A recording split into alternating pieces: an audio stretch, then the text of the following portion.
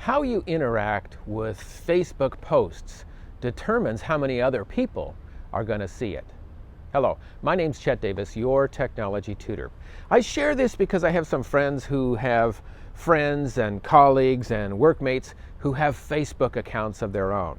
You know, whether it's a business account, a Facebook page, maybe they're a photographer, maybe they're a designer, maybe they're someone who teaches technology like me, a coach.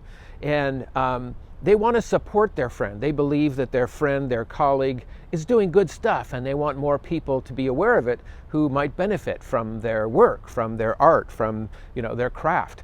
And I just wanted to share with you something called the Facebook algorithm. The Facebook algorithm. It sounds like something out of a medieval novel, like with Merlin the magician, right?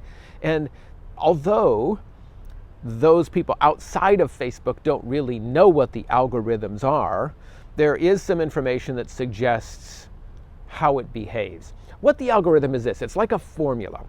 And the formula is believed to be this: how you interact with a post or with a page on Facebook determines how many other people are going to see it. Bottom line, Facebook wants content to show up in your Facebook feed that you're going to interact positively with, or at least interact with, sometimes negatively, but you're interacting, in a way that keeps you on Facebook longer. It benefits the Facebook company to keep you on there longer because you're using their platform and you're being exposed to more advertisements, to more ads, and that's how Facebook makes money. So it's kind of like television in a way. The longer you're viewing, the more television ads you're exposed to, and the more people that are watching, the more the TV stations can charge advertisers to put their ads on. So similar with Facebook. The more people that consume the content and are exposed to advertisements, the more Facebook can charge advertisers to put content on there. So what they do, this algorithm tries to figure out what it is that people like, that people enjoy, that people will stay on the platform longer for. Here's a breakdown of the most current belief about the Facebook algorithm. And why I'm sharing this with you is if you have a friend, a colleague who does have a Facebook page and they're trying to get their business off the ground or trying to grow their business, here's a way you can interact with them in a way that will help grow their reach. It'll help grow the potential audience they might have on Facebook. So the most basic thing you can do to interact with a post on Facebook, of course, is to like it. Just to click the little thumbs up like button, right? That's the bottom of the pyramid, okay? And if lots of people see it but don't like it, Facebook is saying, probably not worthy content to make sure we share with other people because people aren't liking it. People aren't interacting, so we don't want to expose people to this because they might leave the platform. So the next level up the pyramid is the other emotions in the like panel. Like if you heart it, or if it's the loving heart, or if it makes you sad, those kind of things. And the reason why is it takes a little extra effort for you. You can just click like by going click, right? But to do one of the other emotions, you have to click on that and then scroll over to select one of the other emotions. So that's a higher level up. Facebook says, "Ooh, okay, so they're not just liking it, they have another emotion." So they went out of their way to do that. Okay?